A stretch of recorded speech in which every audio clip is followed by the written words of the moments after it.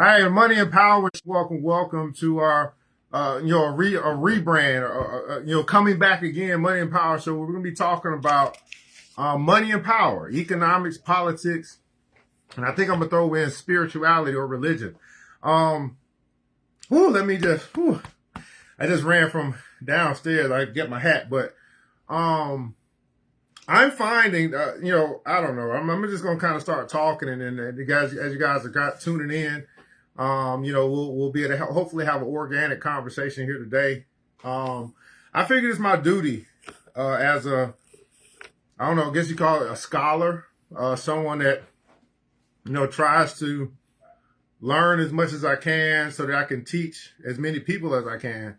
And it's these spaces that I feel like we've been conditioned or programmed to not talk about, to not discuss, to not have conversations about, which seem to be the spaces which really kind of control our future, control the direction of this so-called society. And those three taboo topics are money, politics, and religion. Right. So if you think about it, I don't know about for you, me growing up, it was like you never talk about money. So if you go to corporations or you work for someone or whatever, it's like, oh, never talk about how much money you make. The other person you make, so there'll be no competition as relates to y'all doing the same job, but somebody might be getting paid, $1 more, $2 more, $5 more an hour to you, but you can never talk about it. You know what I mean? That's in contracts and stuff like that. That's that kind of a known thing. Don't talk about money. If I think about my household, growing up, it really was no real conversations about money, getting to the money, entrepreneurship. That was not things that were discussed in my family, in my household. We used to get together all the time. We never talked about money. What's going on with you, Benny Holland? Thanks so much for joining. Politics, right? You see what's happening now in this space and time where, if you talk about politics or you discuss voting or who you vote for, you can you see all of this division that's happening now. So we've been taught not to talk politics. And then when we do discuss politics, which is for most people just who you voted for, then if you don't agree in that space, you voted red, I voted blue, now we're enemies. Now we have a problem. Now people are talking about, divorcing their significant other. People are talking about leaving the country. People are talking about, being separated at Thanksgiving because of a difference of opinion. What's going on with your brother Donto? Just because of a difference in opinion, and really what it comes down to is a difference in belief. Now, why am I saying it like this?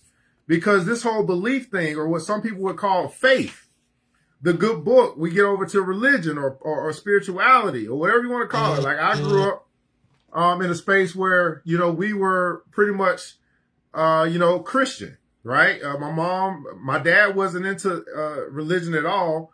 My mother was more, from my grandfather, from my grandmother, Christian, go to church, read the Bible, which I've never seen anybody really do.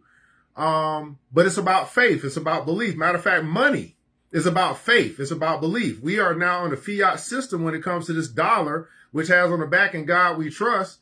It's all about faith, right? We believe that it's worth something, so it's worth something. We believe the dollar's worth $1, the $5 worth $5, and $10 worth $10.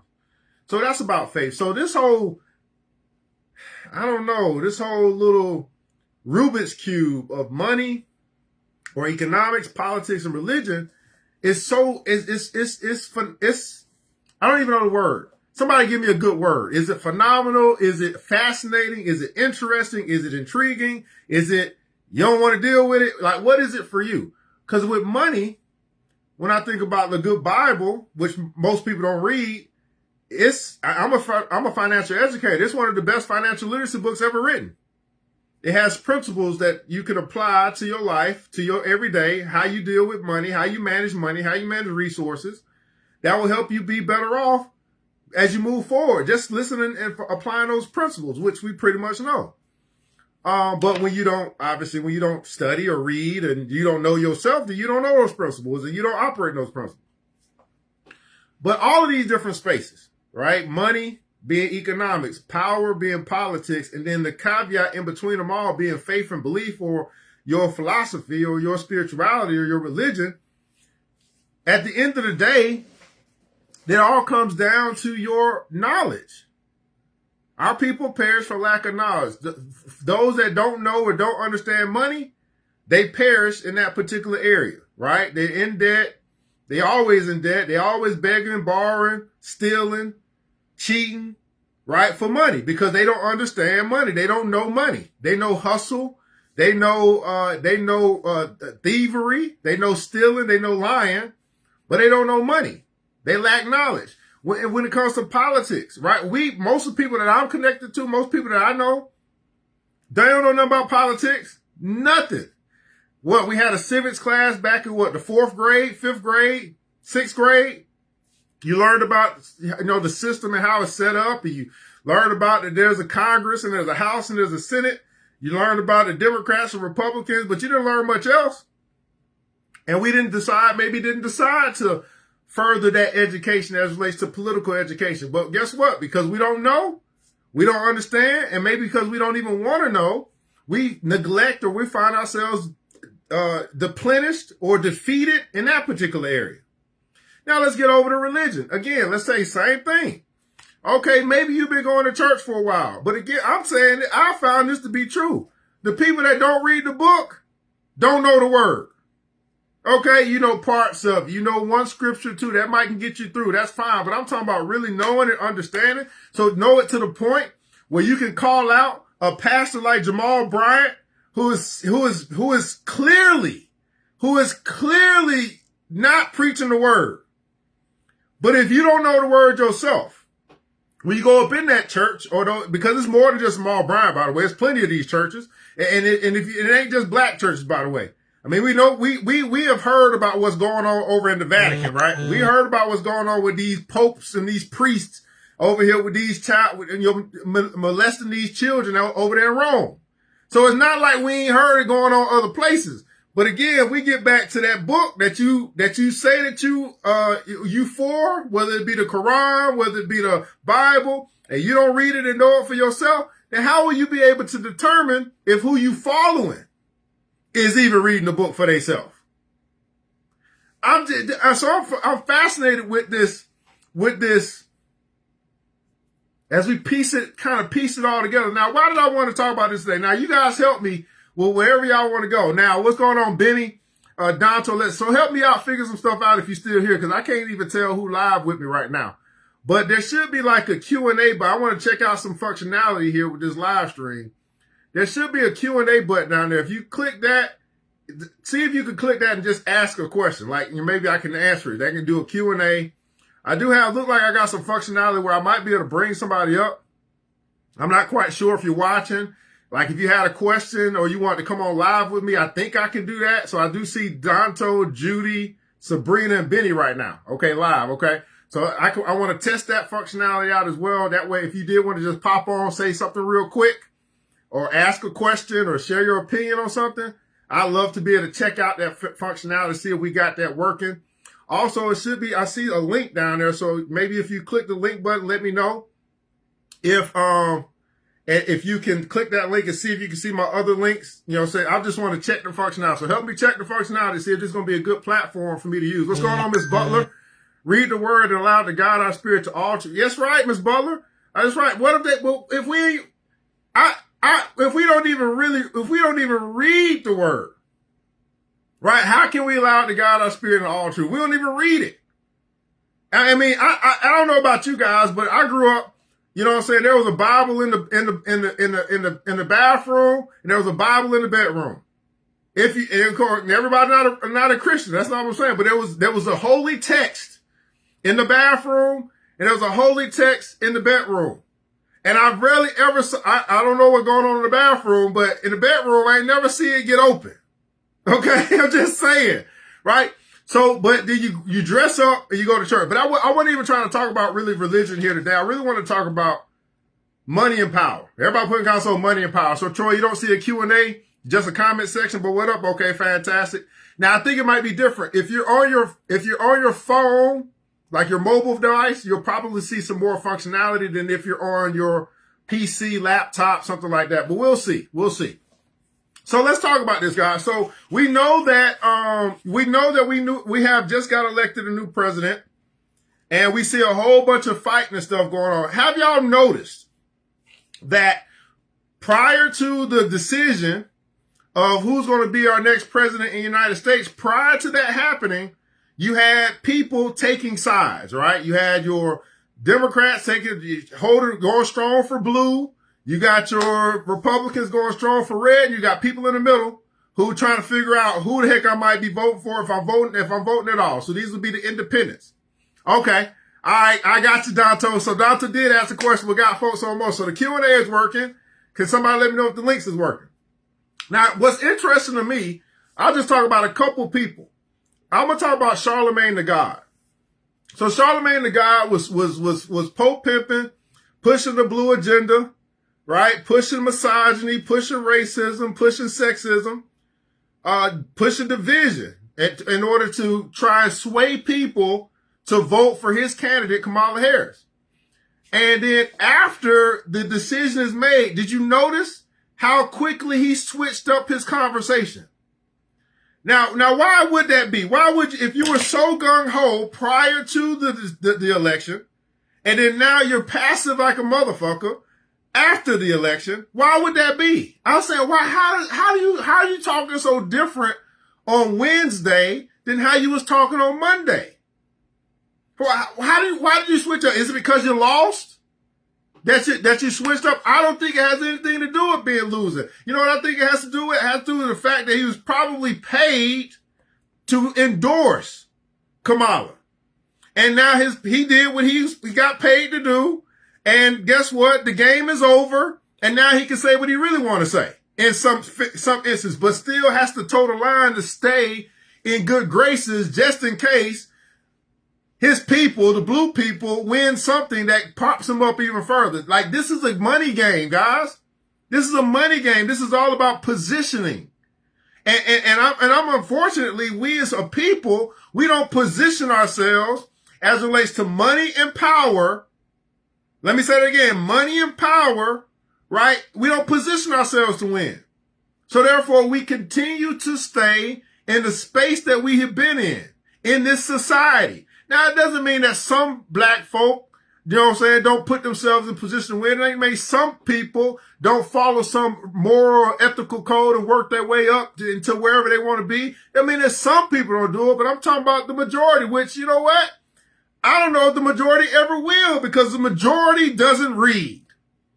Majority moves off of emotion. They do not move off of logic. They do not move off of spirituality. They do not move off of intuition. They move off of emotion. And the powers that be, whoever has the money and has the power, they know that. They know, I know that. You know that. I mean, look, if I go into the black church right now, not even church. Let's not even say church, because y'all get offended when I say church. If I go to any black establishment, it doesn't matter. If it was at a concert, if it was at church, I know exactly what to do to get black people to move. You know what you do? You know what you do? You tailor your message to make women feel good. That's all you got to do. You want to make some money? All you got to do is tailor a message to make women feel good. Forget the men. If you tailor a message to make the women feel good, you prick their heart and they feel, yes, pastor. Yes, if you tailor your message to make women feel good, you will make money in the black community. That's all it takes. They have pushed it to a point, right? They made like the men are out of the household. The men are not really leading the church, really. If you're going to talk about church, wherever you see a lot of black folk together in some type of connection, in some type of group, for the most part, generally speaking, not everywhere. You speak to the women, make them feel good, put a smile on their face, because most women are looking to be able to see either, although women say they're moved by feeling, they're really moved by sight. They see a powerful brother who's intelligent, who speaks well, who dresses well, who smells good, right? Oh, and then he makes me feel good. Oh, he got shit. I'm down like 4 flat. It doesn't matter if he lead me to destruction or not. If I find me a sister, I know that's right, Miss Nate. I know. See, that's what. See, we got somebody. We got some wisdom over here. That doesn't work for me, she said, because I live by my spirit. I know foolishness from. Thank you so much. We got to start. That's called discernment, by the way. Now, if you're in the bill, what's going on with your DeFi? If you're on the side of the spiritual side, right, then you understand that you have to kind of study and work your way into a space of maturity or wisdom so that you can have proper discernment. But, I mean, Miss Butler, since you're the only lady that's typed so far, Bob, give me a percentage. What percentage of women? Now, I'm just saying, of black women. I'm going to just talk about it. What percentage of black women or the black population, because it's women and men, however you want to look at it, what percentage of our people would you say are mature? I'm talking about got wisdom, they can discern, they're trying to help people make better decisions in their particular space. What percentage of our people, women and men, let's put it together because I don't want to be sexist over here. But I just talk about marketing. What percentage of our people, Miss Butler, since you get all that, what percentage, by just get anybody, by guess, what percentage of our people would you say are mature?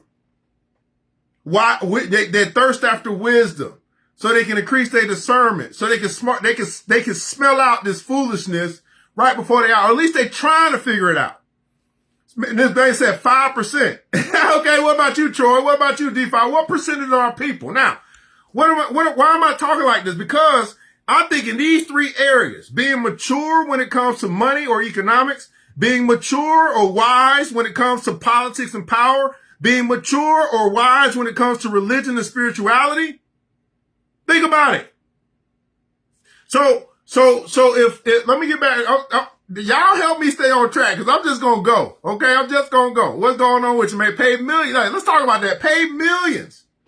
Millions of dollars for endorsements. Now, here's the thing that I don't like about this statement. I don't like that we have now uncovered or they have said that that Kamala Harris and her campaign spent all of this money. They spent over $1 billion in 90 days. They're now they were $20 million in debt. So they say, everything I say, let's just say it's allegedly. Okay. Cause some of y'all just, you know what? Y'all been listening. Y'all watch the same radio stations. Y'all watch the same TV stations. Y'all don't understand. Y'all get news late. That's all this type of stuff. So y'all don't even hear the other side. So I want to talk to people that's willing to listen to both sides of the coin. That's what I'm interested in. I'm interested in people who want to find truth and not just find something that aligns with their beliefs, even if their beliefs are not true. I want to say, hey, listen to both sides of the coin, because we got all these different sides of the coin. We got red versus blue as it relates to politics. We got men versus women. We got black versus white. We got Christian versus Muslim. Let's just talk about all these different coins, different sides of a coin that are taking place in society. We got the educated versus the non-educated. You got the wealthy versus the poor versus the rich. You see what I'm saying? You see how everything is set up as a battle. And I was talking to a brother earlier today, and he was like, well, do you think that's bad? And I was like, well, I don't know if it's bad. Because we're in a capitalistic society. So if you don't have competition, then you have a monolith or you have a monopoly. And nobody liked it when you have monopolies in these different industries. Nobody likes it when you got a monolith, like we almost have for black Democrats. Like we only vote Democrat. Like no one likes we're not a monolith. We're not a monopoly. So I think you do need competition, healthy competition that leads towards a greater or better society. But that better society starts with a better you. We can't be talking about society and our people without talking about me and we first. How's your family doing? Have you gotten that together yet? But you're trying to get society together? That doesn't make any sense. Hey, how you going to be a good role model if you ain't played the role? That doesn't make any sense. How are you trying to lead other people when you've yet to lead yourself? That doesn't make any sense. Doesn't make any sense. So I don't know whether I'm just pissed off or whether I care enough to start talking about this shit that I've been seeing. So if you are, let's just say you're running for presidency, you're running for some office, it doesn't matter. You're running for you want to be the school president, you want to be the secretary of the sorority, it doesn't matter. And you got to run a campaign. So now you need to go out, you need to get donations, you need to get money so that you can run this campaign. Right? Okay. So now you have raised you came into this campaign and for some odd reason, you got $1 billion to run your campaign. Now the other side got 750 million or something like that. So it's not like it's a big difference, right? But they're only talking about the Democratic side because they lost. They'd probably be talking about the Republican side, but they wouldn't be talking about the money because they'd be talking about somebody's attitude or personality. Okay, whatever. Now you take this $1 billion and in 90 days you find yourself $20 million in debt. Now I want you guys to think about this because I don't think it's just a matter of overspending. I think it's a matter of over leveraging. Hear me out. So you spend money with these celebrities because that's worked in the past. So you pay $10 million to Beyonce and I think you were thinking she was going to actually perform, but then she decided maybe you promised her 25 million if she performed, 10 million if she come out. And she decided, man, I ain't performing, right? Maybe she made more than that performing. I don't know. So then she decided, I'll come and endorse you.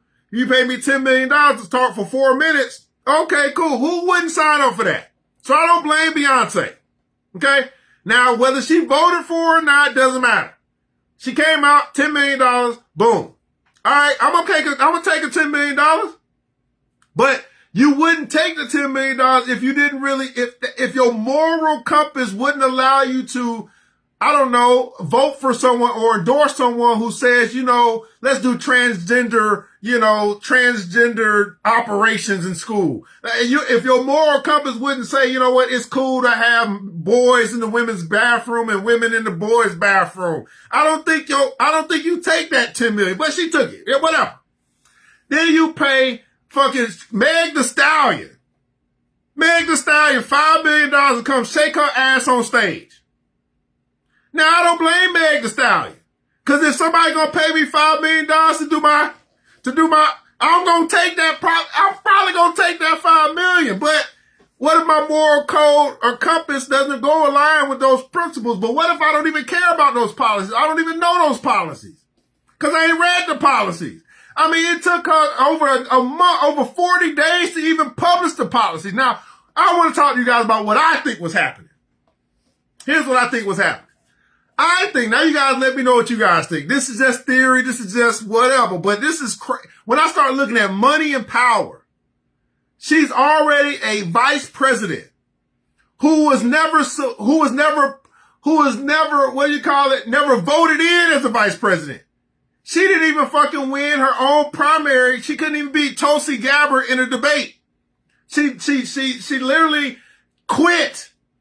Didn't even make it to a primary back in 2020. But then DEI, diversity, equity, and inclusion said, hey, Obama won in 2008, black man. Now we need to go ahead and get some other people of color. So then Biden, although she's a loser, he selected her as his vice president. Okay, cool. Now think about this for a second. He can choose whoever he wants, but I don't think he chose who he wanted.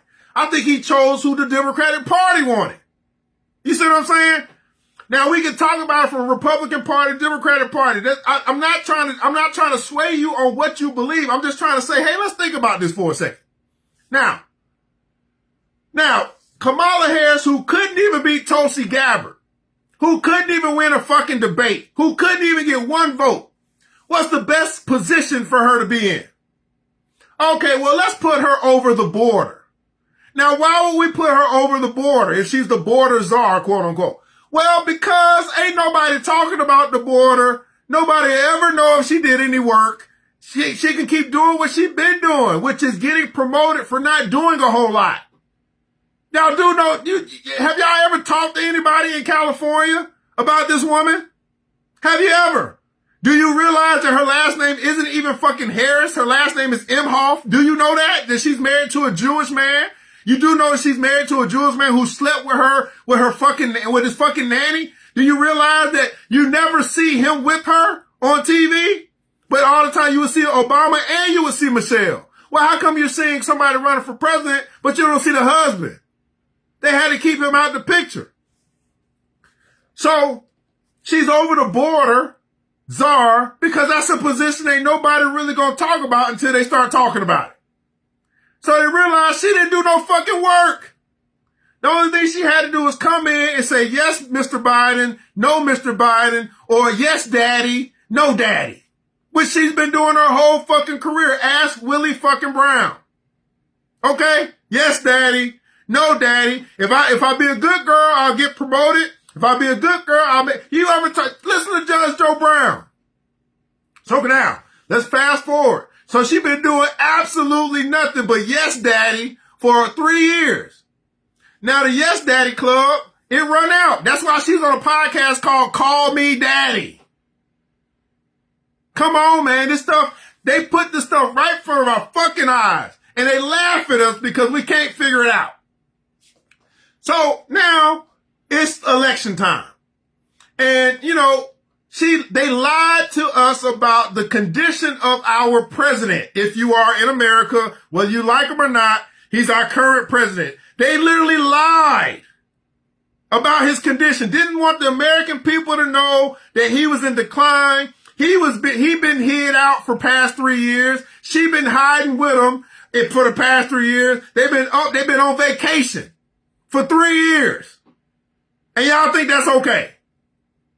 3 years of who right now could take 3 years of vacation and keep their job? All right. So they've been on vacation. They've been lying, telling us that Joe Biden is okay. He's good to go. Whatever. That debate came out. Joe Biden ain't too good. Some ain't clicking. Some ain't right. Now they got to pivot. Okay. So, but Joe Biden, listen, I don't necessarily like the guy, but I will say this. He ain't going out like that. Would you agree? He got some pride. He been trying to be president for a long time. He ain't stopped trying. He keep coming back. He was, the 70s? Something like that, the 80s? Joe Biden was trying to be president. He came in, been vice president under Obama. He been trying to be president for a long time. He finally becomes president at 80 years old. He probably been trying for 30 years. It's just like the Olympics. Okay? Y'all do what? Y'all seeing these parallels? It's just like the Olympics. These are political Olympics that are taking place. So he finally gets in office. Now, I don't know, most of us ain't 80 years old. We're not 75. We're not 80, 85, 90. But I will tell you this. Most of the time, when we have some deficiency going on in our life, when we ain't got it like we used to have it, it ain't going like it used to go, we be the last to know. We don't want to accept that we ain't got it like we used to have it. We don't want to accept that we ain't as fast as we used to be.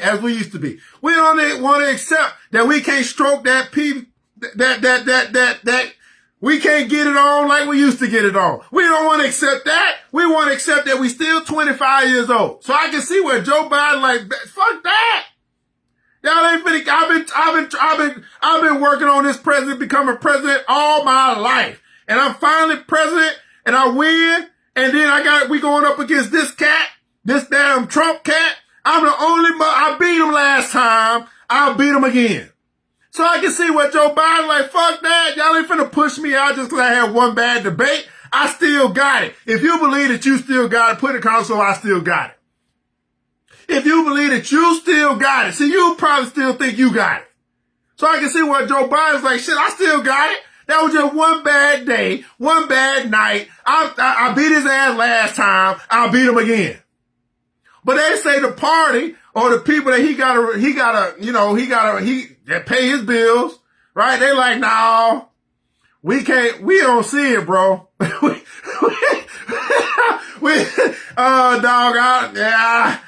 Nancy Pelosi's like, Brother Joe, we still love you. We still love you, Joe, but I don't think it's gonna work out this time. So they keep trying to convince him, man, you're gonna have to bow out, man. You gonna bow out or we gonna take you out. We can't roll that. You gotta think about that. Have y'all ever been on a team? Have you ever been play football, basketball, and like the coach is trying to tell you, you used to be the number 1 player, but now you like number 4? You know what I'm saying? You used to be great. Dwight Howard, you used to be great. You know what I mean? D Rose, whatever. But now you need to come off the bench, Russell Westbrook. This is how this thing is working in my eyes. So Joe ain't trying to have it.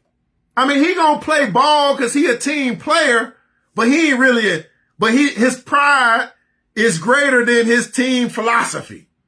So now he like, all right, cool, man. Y'all gonna do me like that?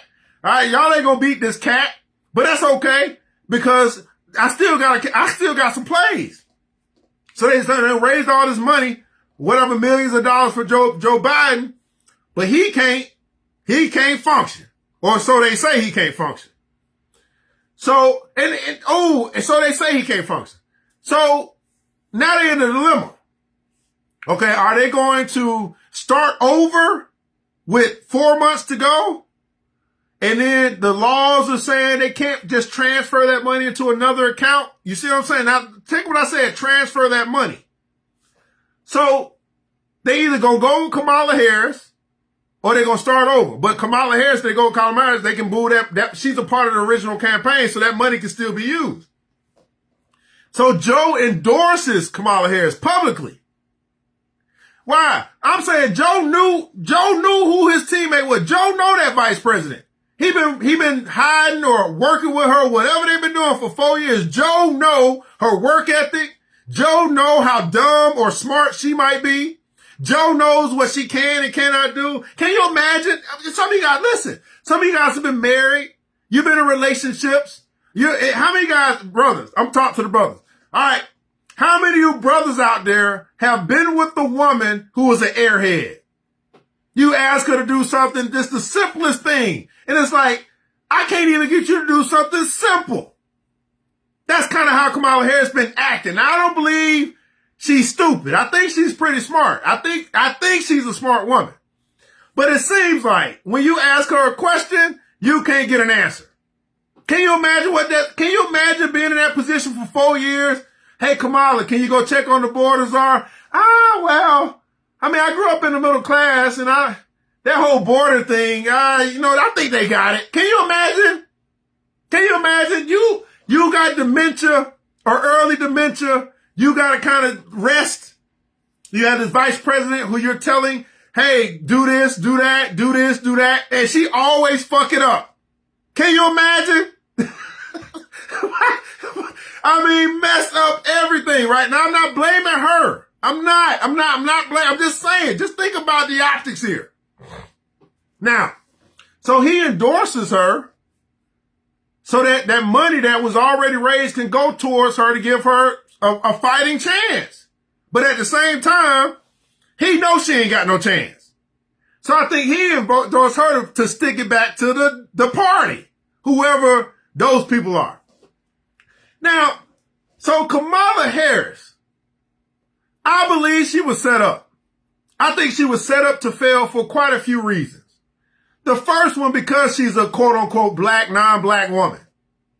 So if you were in a situation where you kind of knew you were going to lose, I mean, Joe Biden just barely beat Trump last time. Now you have a weaker candidate who you know is weaker. You're probably going to lose. Well, if you're going to do that, well, who's the best person to take the blame? The black woman. Do you see what I'm saying? Like, all right, we can't run Joe out there. We got to get a new candidate, but we got this money tied up with Joe and Kamala. Kamala was a weak ass vice president, right? She's weaker than Joe. He barely beat Trump 4 years ago. She probably can't beat him this time. We kind of got to go with her, because we got to keep the money. We can't just let the money go back. We got it. You see what I'm saying? So now you stuck. You stuck, and she got to take the fall. You think Kamala Harris spent $1 billion in 90 days? I think it's possible, but I don't think she did it by herself. You think she made the decision? Listen, she's from California. Why would you, okay, let's talk about a Call Me Daddy podcast with whoever Cooper. Why would, from California, why would you not travel to your home state to do the podcast? And you're from California. Why would you have Cooper fly to Washington, D.C. and then your campaign spends $100,000 creating this space to make it look like the podcast space is already built in California or Los Angeles, where you're from. You're a California state attorney general in California. Why would you have a problem going to California? That doesn't make any sense. So the campaign spends 6 figures to create a podcast space that probably only costs about $5,000, if that, to build. It doesn't make any sense. You're from California. Get your ass on a plane, go over there and do the podcast. Why would they do that? That doesn't make any sense. I don't think Kamala made that decision. I think they made that decision. And I believe Ms. Cooper or whoever owns that show, that money came right back into their family. So they got all the donations from all the donors, which think about donors. Think about who made donations to the campaign. So when you look at where they spent the money, I think it's also important to look at who gave the money. So let's just say, again, allegedly or hypothetically, let's just say that Oprah Winfrey gave, because she's a Democrat. Donald Trump used to be a Democrat. Donald Trump talked about how he made donations to whatever, right? So let's say she made a donation of $500,000 to the Democratic Party. And then her company, Harpo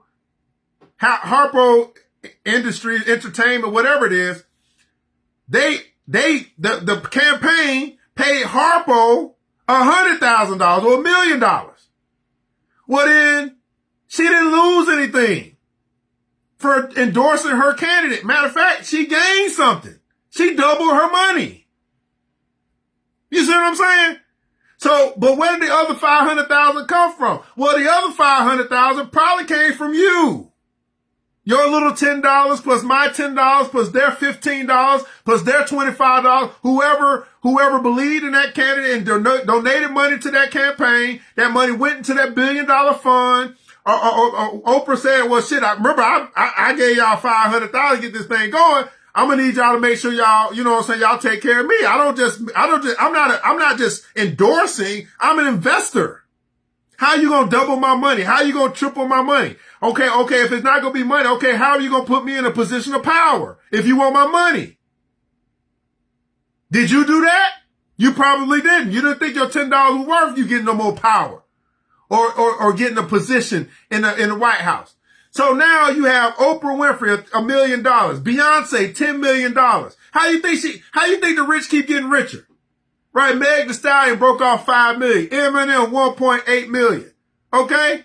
Call Me Daddy podcast, $100,000 for a $5,000 construction? Who? Huh? What? Man, come on. I'm just saying, I'm just looking at something, I ain't that fucking stupid. Right? So these people put themselves in position to increase their wealth, right? Get more money, 10 million, 100,000, 1.8 million, so they can take care of their own, right? Or they get power. Okay, well, now we're going to give you, okay, we got all these government contracts. You know what I'm saying? Look at that stuff. Government contracts. We own the media, so we can give you your own show, right? Whoopi Goldberg. The View has got to be one of the worst shows on television. Got to be one of the worst ones. Whoopi Goldberg coming out, her next thing is going to be an all-women sports network. How do you think she getting that money? Come on. Al Sharpton. What was that? 500,000. Oh, Al Sharpton?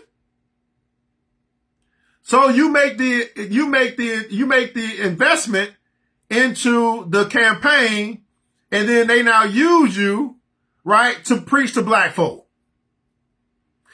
Him, Jamal Bryant, telling black folk, right, either you make the right choice if you vote my way, or you made the wrong choice. Had nothing to do with the Bible, nothing to do with whatever Reverend Al Sharpton, he a reverend or what?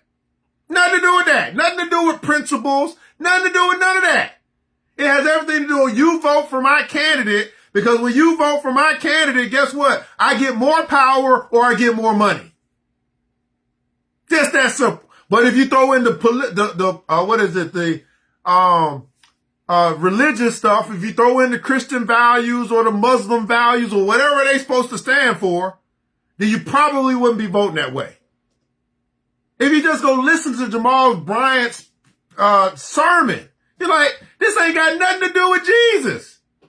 He ain't said nothing about Jesus or God or Abraham, Isaac, nothing. But he got that good old Baptist, like he about, what? What are we doing?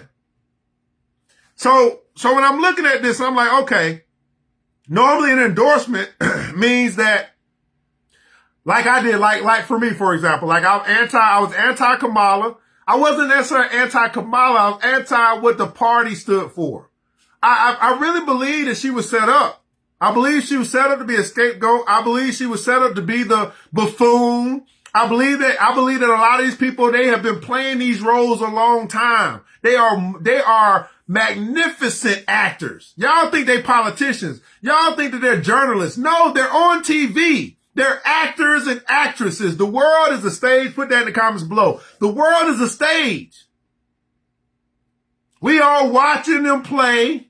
We're clapping. We're giving our money. We're going to the concerts. We're going to the rallies. We're going to the church, right? We are being entertained, and we're exchanging our hard-earned dollars for the entertainment. Meanwhile, they're putting up all of their actors and actresses to play these fucking roles. Kamala Harris is not that stupid. She is not. I believe she got played to play a role, and she is okay with it. Her concession speech, her concession speech that she gave at Howard after she didn't win, right? When she gave it, it was the same speech that Hillary Clinton gave in 2016 when she lost to Trump. It's the same speech. So that tells me you guys saw it. She was not authentic. She did not play the position that she really wanted to play. She just played she played the role. She played this role of the script that they gave her.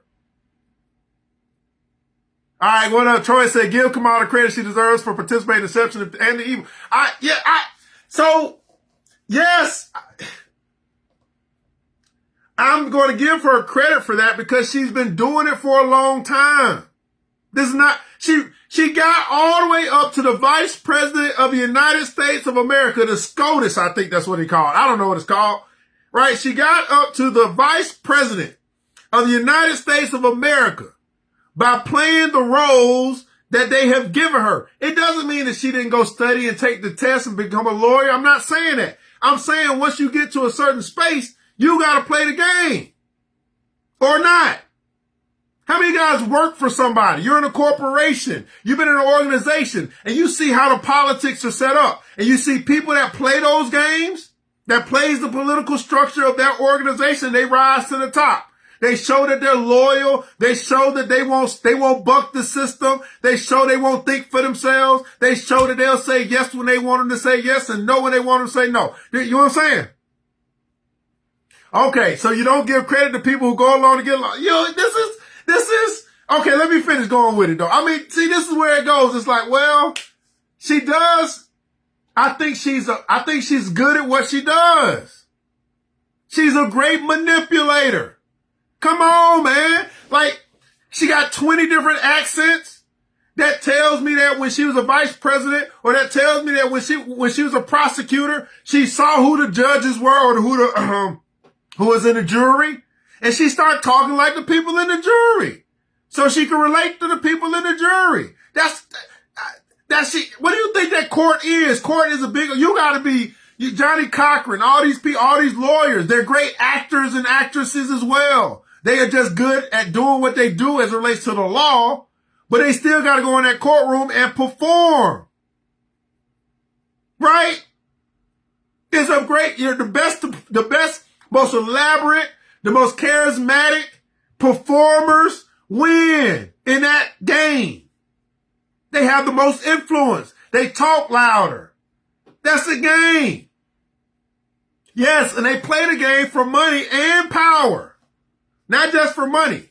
It's for power too. For some people, money is the object. Okay, so if I have more money in my bank account, if I'm a billionaire, trillionaire, whatever, but that's silly too, because we have seen where they could just simply, you know what I'm saying, Kanye West?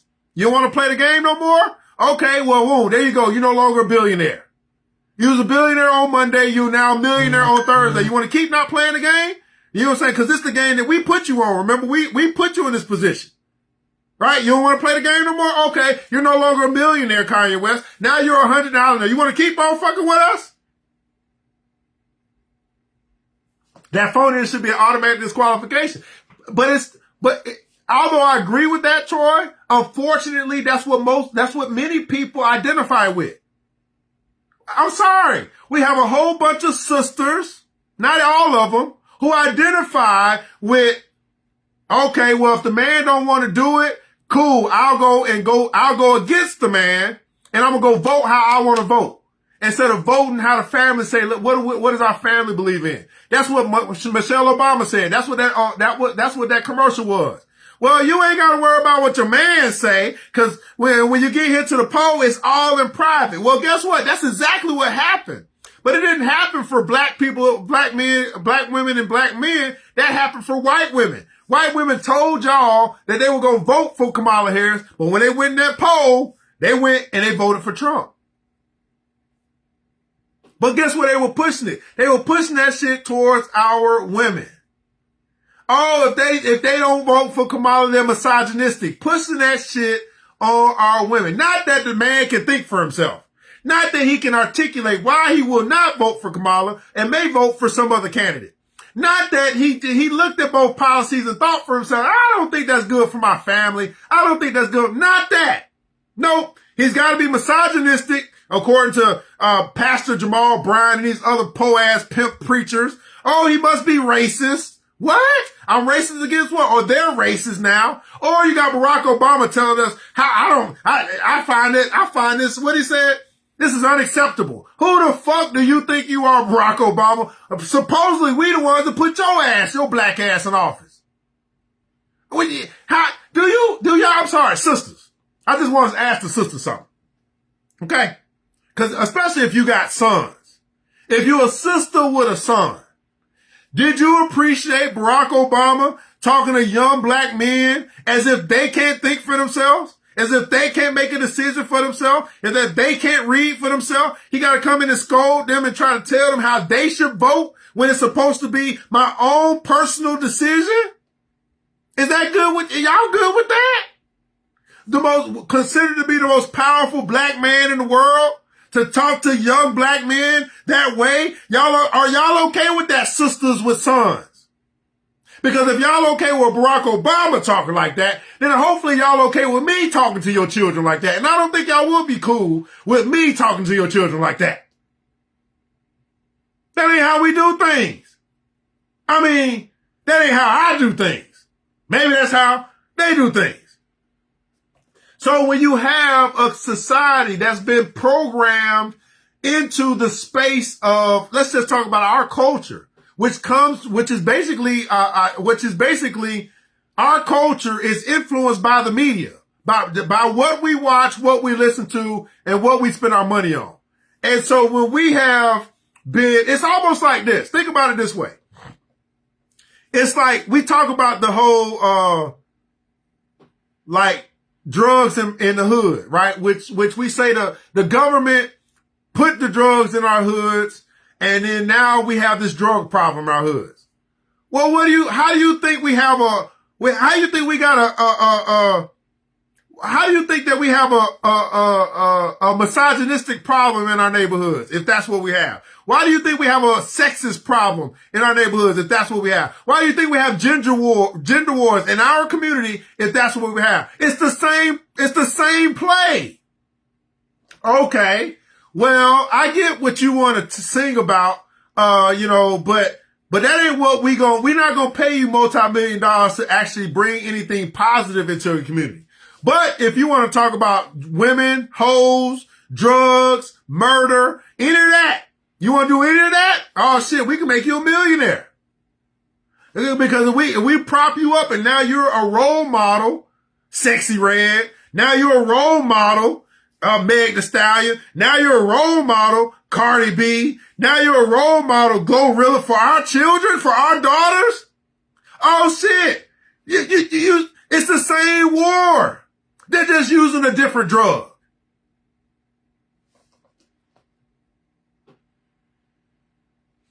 The good book says, man, there's nothing new under the sun. It's the same fucking game. You listen to Desmond Wilson, I think that's his name, who used to play with Sanford and Son. He was Lamont on Sanford and Son. So he keeps saying, man, the game has not changed, only the players. The game ain't changed. Now, I was talking to Troy. He talked about how maybe, some philosophies have changed from blue to red. Maybe, what I'm saying? Now the blue are pushing LGBTQ. They're pushing, this stuff that Christians would say would be, against the will of God. But yet, if they're pushing it and you're voting for them, voting for that party, which is pushing that, I don't know. But then we also have to look at the other side and say, okay, well, what are the red team pushing that might go against my Christian values? But you know what? You would never know that if you don't go read the policies, if you don't go find out for yourself, if you only listen to one side of the coin, which would be the mainstream media, which is liberal, but you don't listen to anything conservative. Your mind is warped by what you watch, by what you listen to, by what you entertain, by what you spend your money on, and it becomes normal. It becomes comfortable. It becomes comfortable to be a party, a group of people who are a minority in this world, in this society. A minority. If we're such a minority, which we are, more than likely, why do they do so much pandering towards the minority? You didn't see them pander to the Jewish people, who's a minority. You didn't see them pander to Chinese people, who's a minority. You saw a little bit of pandering to the Mexican people, which is a minority, but you saw a whole bunch of pandering to black folk. And we are the one minority that typically only votes one way. And when you look at where we are now in 2024, you look at the past 16 years, the past decade, will you say, who's been in power the most? That would be the blue team. The blue team for the past 10 years, the past decade, the blue team has been in power. So when you talk about where we are and what you don't like, what you wish was better, whatever the case may be, how can you not talk about the blue team, which has been in power 70 to 80% of the time? You got 8 years with Obama, 4 years with Trump, 4 years with Biden, who was under Obama. So we're still talking about Bidenomics versus Trumponomics. Trump had 4 years. But because they're blue, and because it seems to be we've been programmed to only vote blue, which they tell you. You look at every other ethnic group, right? You say, hey, how do white people vote? About 50-50, right? Give or take 5 or 10%. Okay, how did Mexican people vote? 50-50, right? Give or take 5 or 10%. Okay, how did black people vote?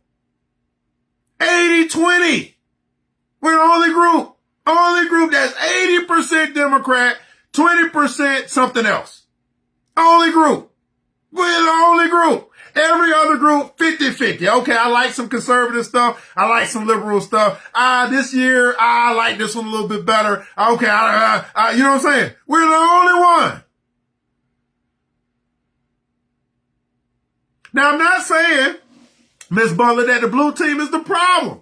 The system is the problem. What I am saying, though, is that it's important for us to get educated in this space, whether it's blue or red, because in 2 years, the blue team may adopt a new philosophy. They may bring in some fresh new blood with some new ideas. They may decide that, okay, the damn mainstream media ain't working. So we're going to create our own podcast and go independent. We might start telling the fucking truth or enough of it. All right. They may decide you know what I'm saying? They may decide they're going to do some things different now that they got their ass whooped. But guess what? Just like I'm saying they have endorsements that they paid for on the blue team, they have the same thing on the red team. They're just not talking about the red team right now, because if you talk about the red team right now, you might get cut off. I mean, your show might end. You might be unemployed because the red team is in power. So you can't talk about the red team right now because, you might fuck up your money. You see what I'm saying? But you can talk about the blue team as much as you want because they're the minority right now. And they can't fuck up your money like that.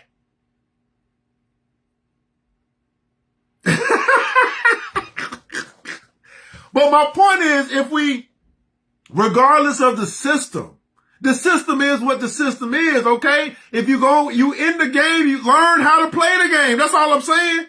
Like, learn how to play the game. So now let's talk about playing the game a little bit. Okay. So red team is now in position, right? Red team is the majority. Whether you like it or not, I don't give a damn because the people have spoken. Well, the red team has an agenda. Here's my question. Have you read the agenda of the red team? Okay. I'm not talking about Project 2025 because that means that you're ignorant. That means you won't go read their agenda. You're going to read again what the blue team said the red team's agenda is versus what the red team say. Here's our agenda. So if you're not even willing to listen to what they're saying and they're writing it down like it's in my business plan, and you can be the banker and say, well, I see your business plan and I see where you're going. Now I can make some adjustments. Where do you want to make adjustments at? You want to make adjustments with your money. If you want your money to grow, if you're talking about this thing called generational wealth, then you have to know what the red team plans to do. Why? So that you can put your money in position in those places where the red team is going to invest.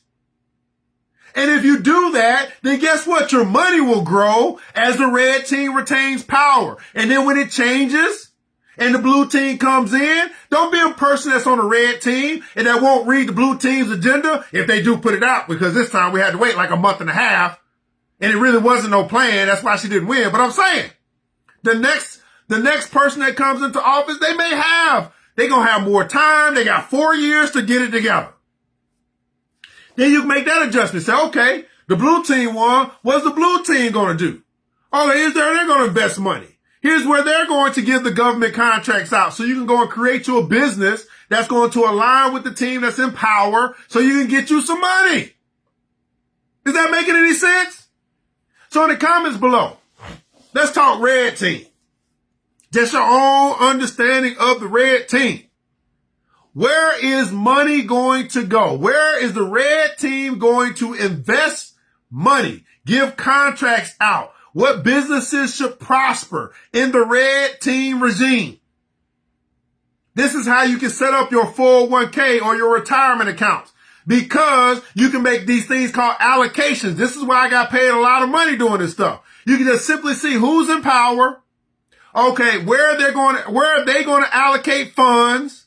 And let my allocations align with their allocations. That way my money, my personal economy can grow to the same breadth and extent as their economy. It's an economy within the economy. Thanks so much. Agenda 47. So before, what we could do is we could look at how the red team operates and the blue team operates. But that's changed a little bit. It's not the same as it was 20 years ago. So I just can't say, okay, the red team want to go to war, so I'll go invest in some war stocks. It ain't that simple no more. And now it's a lot. It depends on who's the leader, Trump. Who's the leader of the red team right now? Trump. And what does Trump want to do? I don't give a damn what the red team necessarily want to do. What the hell Trump want to do? Now, everything that he wants to do won't get done because he still got opposition. But if you know the direction that he's trying to go, listen, I'm just talking about if you want to get rich, you want to get wealthy, you want to be a better, well, you want to be 4 years from now, you want your bank account to be so fucking big because you decided to do something different other than argue online with people, with other broke people. That doesn't make any sense. Then you start positioning your money. You start positioning yourself. You start positioning your family in position to win.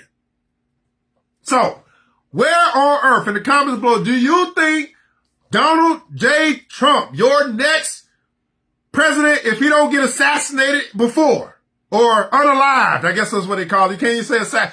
We know they try to kill him, but I can't say that. So, if he makes it, allegedly, then where do you think he is going to allocate funds to actually get his agenda moving forward? Now, why is this important? Because it's a position right now where Trump has to deliver. He talked about 3 or 4 particular things that he was going to do, he was going to go after, and now he's on the clock. And if he wants to keep the party, if the party wants to remain in power, then they got to deliver, because the American people are not going to forget the things that Trump said that he would do. Now, they definitely ain't going to forget all of the bullshit that came out of his mouth, but we're going to talk about the stuff that he would do with money. Okay? So what's the first thing he talked about doing? Are y'all listening to what the man is saying? He said he's going to go build that wall. He's going to close the border. That's the main priority of his regime. Would you agree? He keeps talking about every time he get on camera, every time he is talking, he's talking about the illegal immigrants. So my immigration is a big thing for Trump. Building a wall. In order to build a wall, that's going to take construction.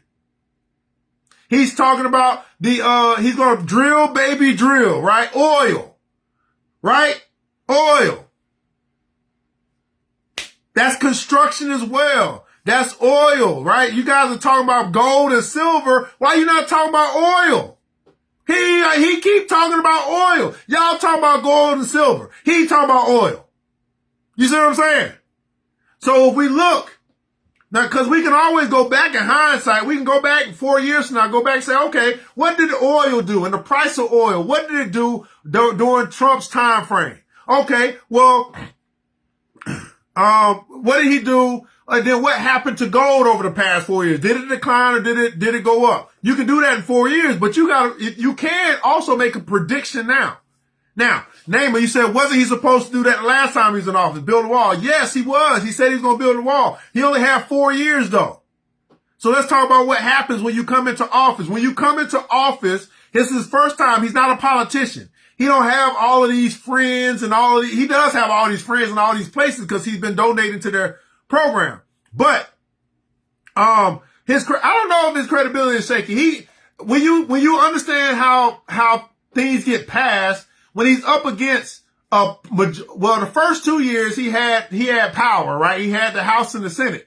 Then in 2 years came by, they start bringing in all the Democrats. So now, after 2 years, can you think about this for a second?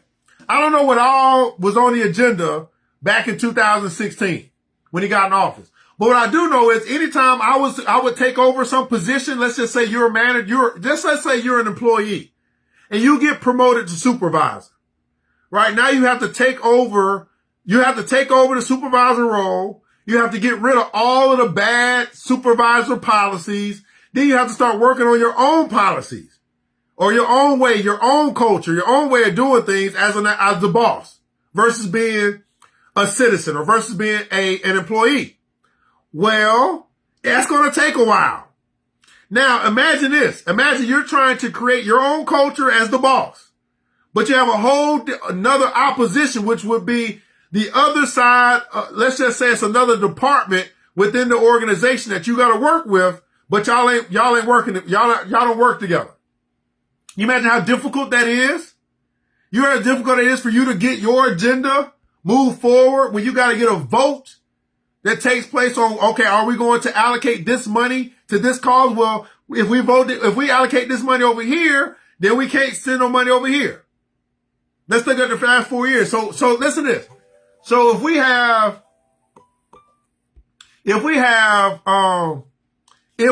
money to send to Ukraine, send to Iran, whatever. If we have money, we can raise $1 billion to fund a campaign. We got that kind of money. Then why we don't have reparations yet? If we got that kind of money, then how come we still got homeless people?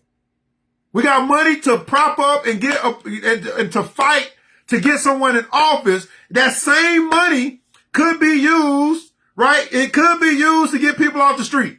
That same money. So now we're talking about allocation of funds, which goes through a voting process, which sometimes you don't get your way. You might have wanted to get a ball, but they said, well, we got to take care of ISIS first, and we got to take care of Planned Parenthood. We got to take care of education. Got all these different things on the agenda. That's why it's difficult to get stuff passed, but he only had 4 years versus that's why normally presidents get 2 terms. The first term is get out of the bad stuff that they see as bad. The second term is really to enact the good stuff that they want to enact. Obama had to do the same thing, right? He came in after Bush. I think it was after Bush. He had to get rid of all the bad stuff that he felt was bad. Then he had to go in the second term to implement all the good stuff, the Affordable Care Act and stuff like that. Obamacare, stuff like that, right? So it takes time when you got when you have maybe a Congress that might be leaning towards the opposite side, so they're gonna deny everything. Can you imagine? I'm just saying, can you imagine? You say, you put together a policy that's good for all of humanity, the whole entire country. But the other side, the blue side, is the majority in the Congress who can say yes or no, veto yes or no. And they always, every time you put something up, they say no just because you red. Not because they don't like your policy, not because it won't be better for the people of America, but because you're on the other side. You're the enemy in the game, in the political game. You're not an enemy when it comes to our personal connection, but when it comes to our policy and what we believe in, you're on the other side. So Troy, you think that it's enough time? 4 years is enough time? Well, I would agree that 4 years is enough time to get many things done. But then we need to talk about, well, what did he get done in those 4 years? Not what he didn't get done. So we want to talk about what he got done, what he didn't get done, whether it's Trump, whether it's Biden, whoever. And we want to talk about what they did get done based upon the agenda versus what they did get done. But that's not even the point. The point is this. Do you know what their agenda is so that you can allocate your funds to be in position to win from that agenda? So whether he built the wall or not is kind of irrelevant for what I'm talking about. It is important. I mean, I don't know whether the wall need to be built. They need more border patrol. I don't know. But what I'm saying is money will be allocated towards that agenda. And will your money get behind spaces that looks to benefit from that agenda?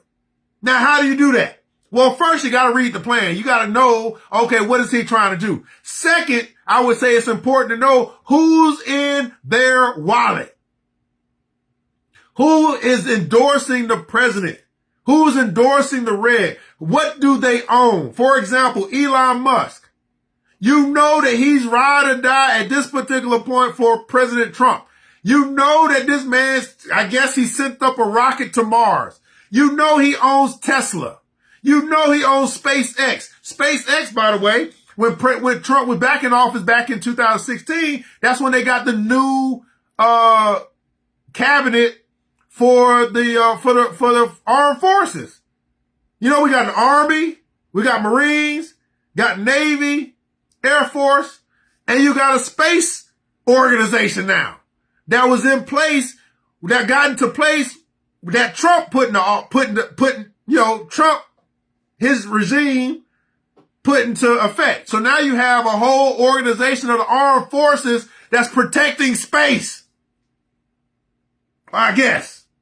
I wouldn't call it protecting. I would say that they're trying to dominate the area. They say, like they done conquered all the land they can on Earth. So now they're trying to conquer space. This is not a coincidence.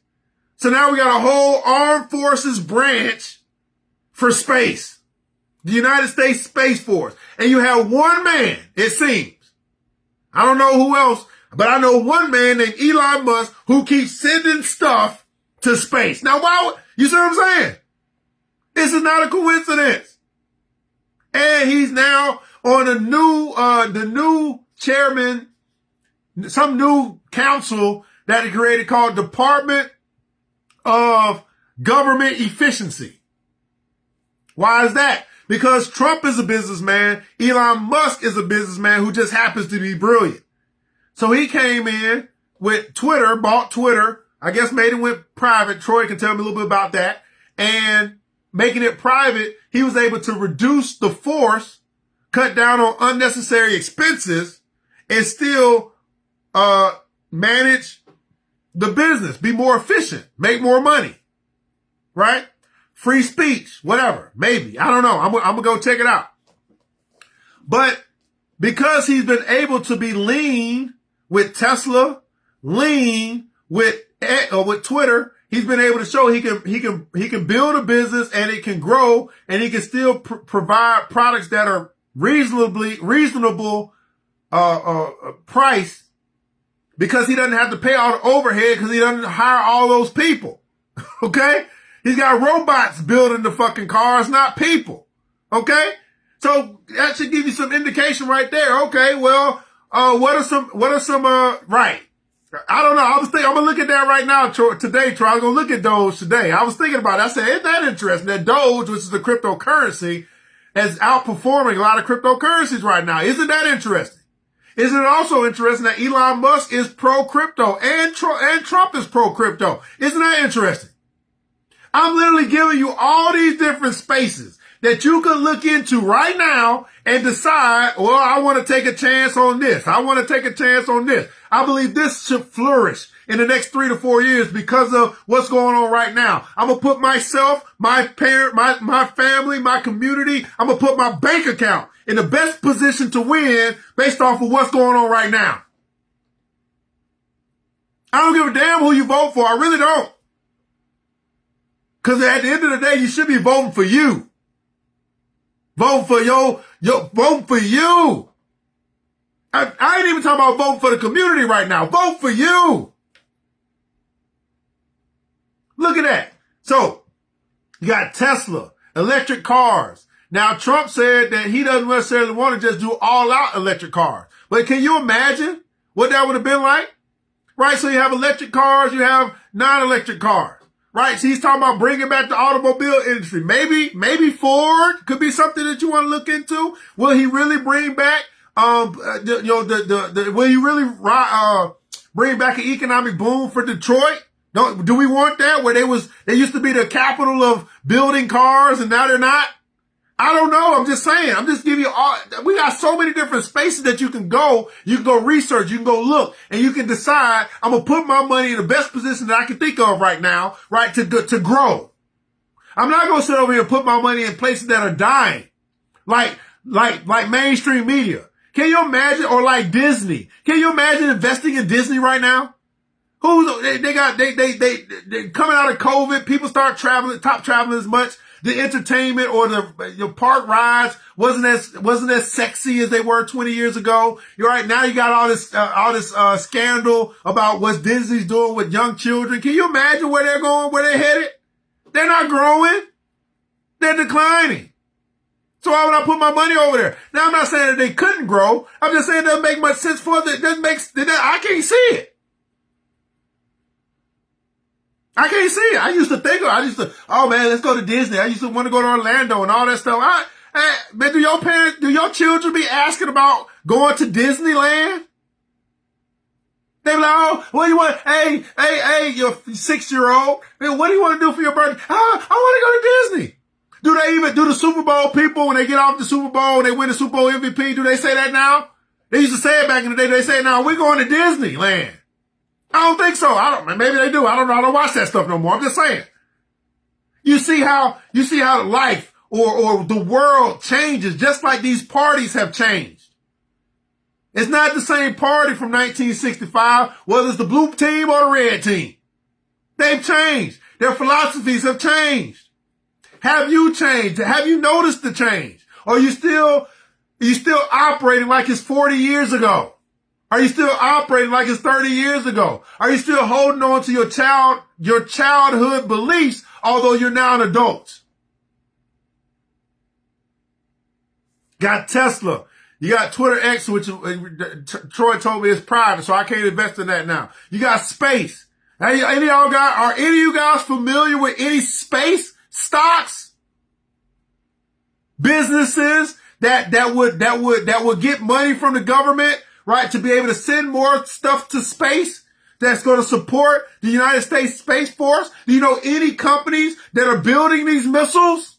Probably what is it called? What's it called? Dobbins Air Force Base. What is there a Space Force base? They probably build the same people that build the military machines are probably the same people that build the rockets. Boeing. You see what I'm saying? Like, are we even thinking like this?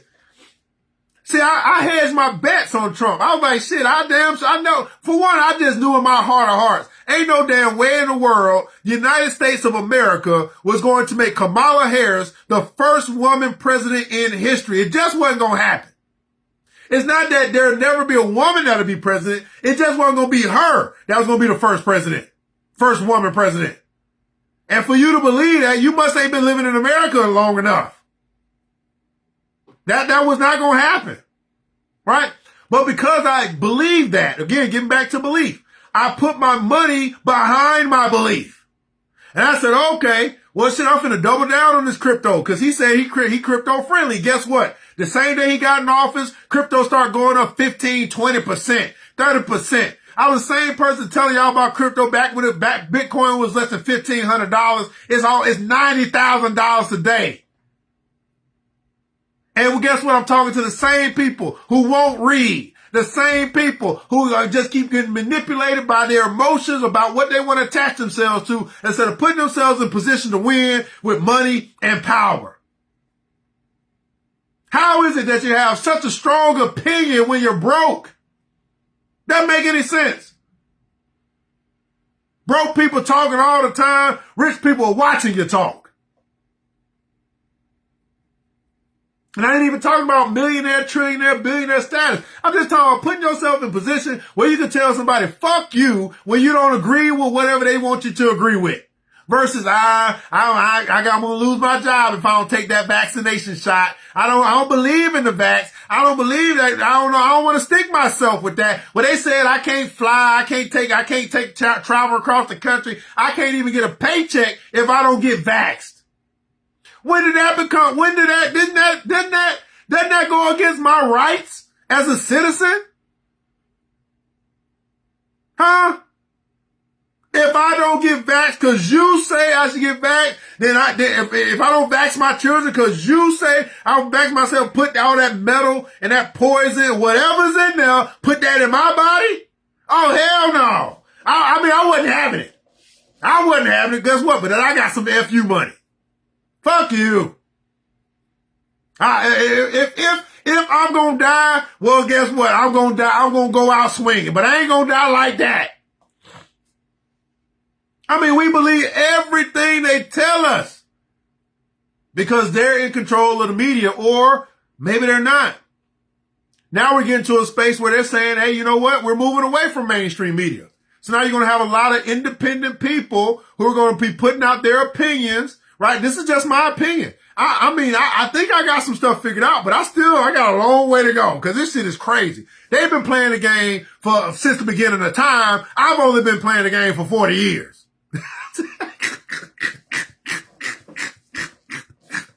I mean, this been going on since the Bible was first created. I'm just saying, it's been going on a long time. Have y'all ever looked at history? You ever looked at, I was reading about Shaka Zulu the other day. He was doing the same thing. Power, territory, control, right? Rule everything. Monopoly. Y'all played that game. It's the same thing. Hey, by a show of hands, how many of you guys played Monopoly and you played Monopoly by the rules that were written in the game? I don't know no black person that played Monopoly by the rules that were in the game. That's right, Miss Butler, been going on since before the Bible. Again, the game doesn't change in this society. Only the players. How did P. Diddy learn what he learned? He learned it from his mentors. He learned from whoever said they're going to take a chance on P. Diddy. They're going to bring him in, but he got to give up them cheeks first.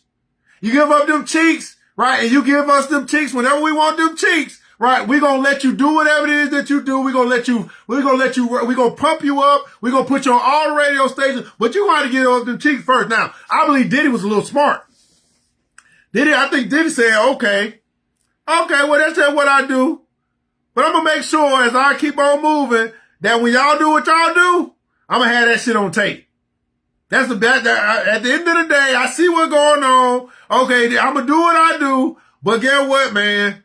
Y'all come up over here. I got all these hidden cameras so I get all of y'all, just like Mr. Epstein did. I get all of y'all on the same tapes, on the same trumped up charges that y'all trying to bring up against me. Big old, that's right, lights, and by Mr. Cheeks too, right? Mr. Cheeks wrote the song Lights, Camera, Action. Are y'all starting? But see, if you can't even take your mind to a space where you can see how, well, number one, how somebody else may have to put themselves in position to win. Now, no way am I condoning whatever P. Diddy did. What I'm saying is don't act like he's the only one that was doing it.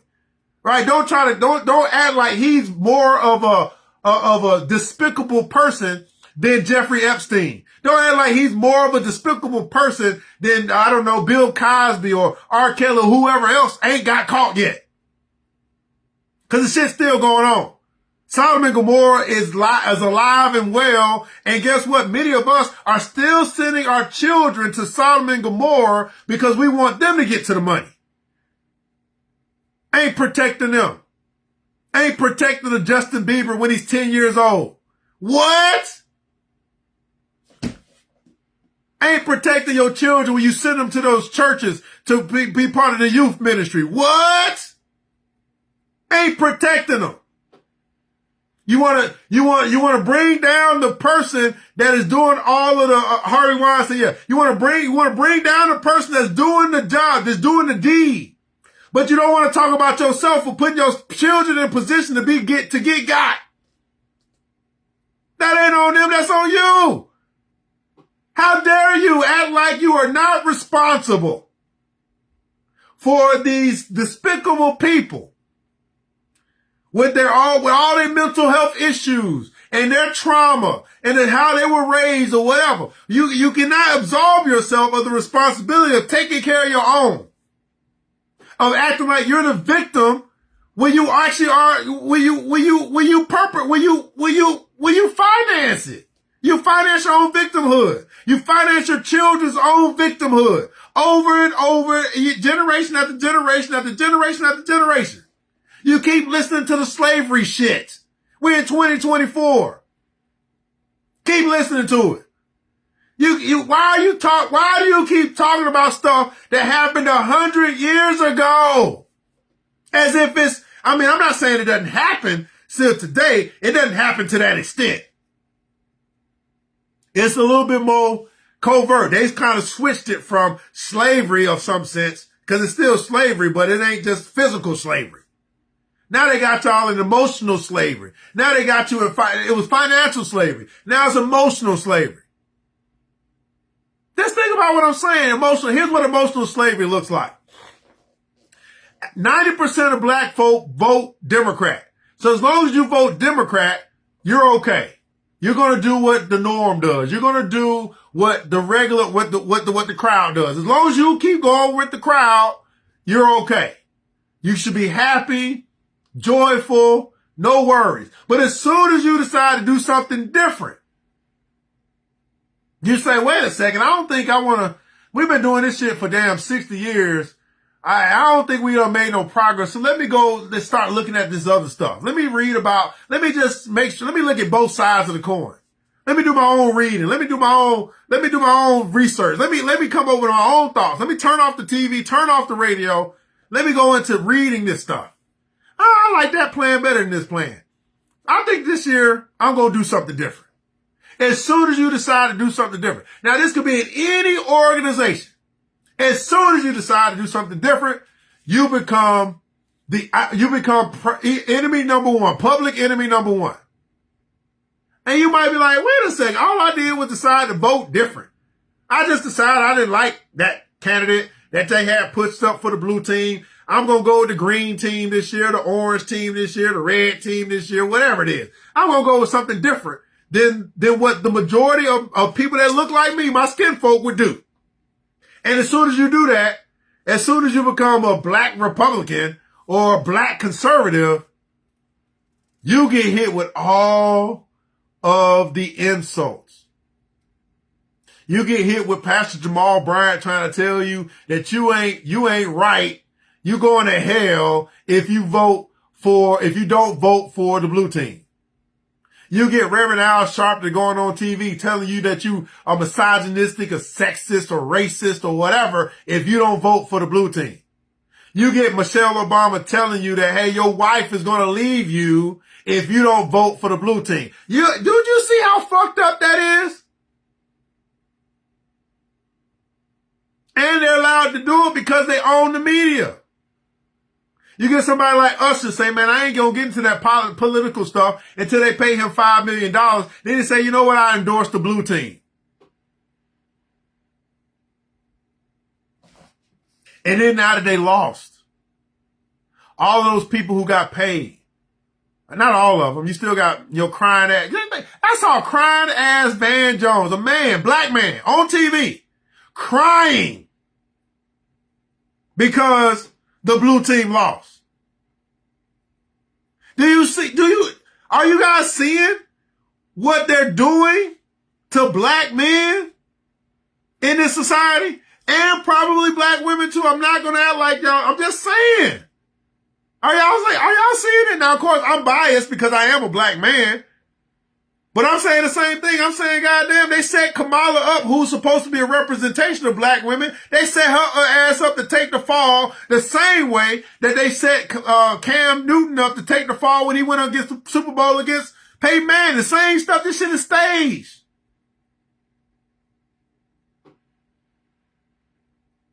Then they make it look like the black woman don't know how to manage money. This shit is staged.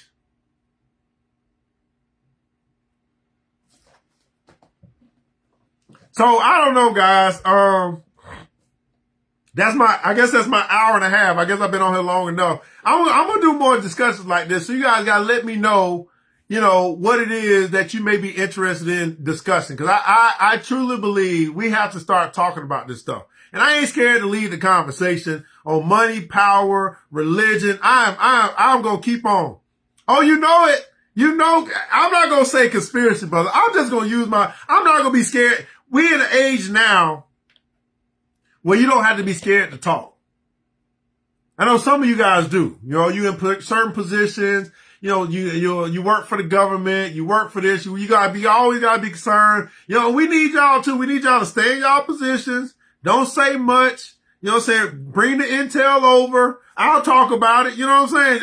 Y'all play y'all position. You want to talk, but you can't. You ain't quite there yet. You're not quite 100% unapologetically free that you can share your opinion, put it out there, and see if you're that crazy, or of other people seeing this stuff. I ain't scared to talk.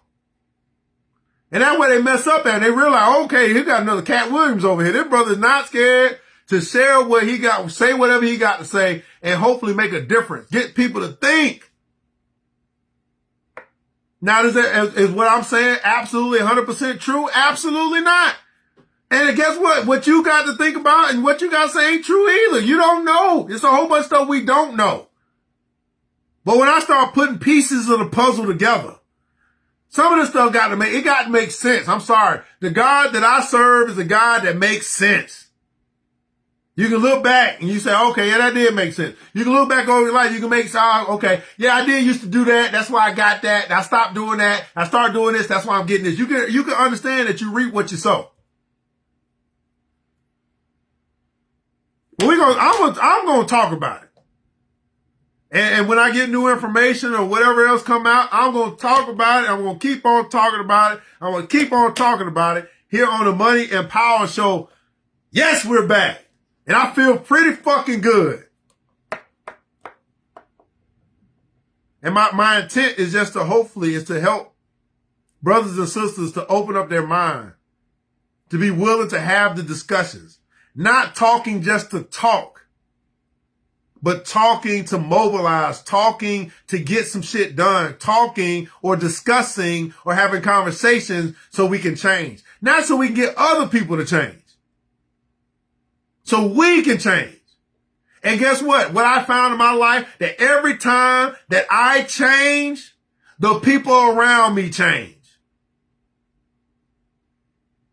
This is the Money and Power Show. We're going to talk about money. We're going to talk about power. We're going to talk about economics. We're going to talk about politics. I'm going to use my platform, my connections. I'm going to use my network because I don't know everything. I got brothers like Troy, got brothers like Benny.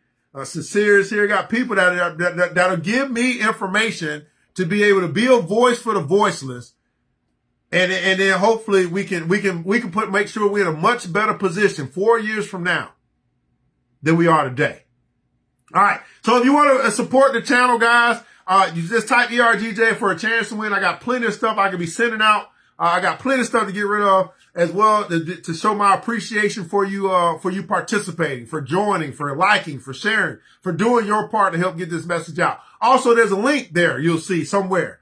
I don't know. I'm still working on the schematics of this, but you click that link, you'll be able to see where you can buy something.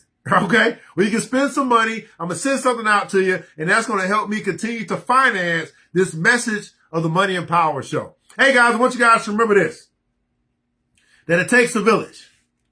And it starts with us. Let's keep building as we climb together. We all we got, beautiful people. We all we got. But thank God, that's more than enough. I'm out.